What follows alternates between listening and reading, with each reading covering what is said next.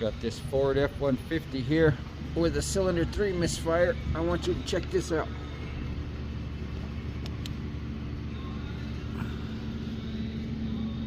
Look at that coil on number 3.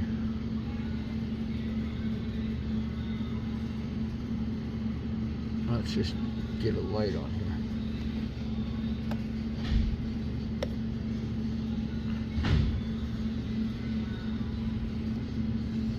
Look at all of that. You seen this before?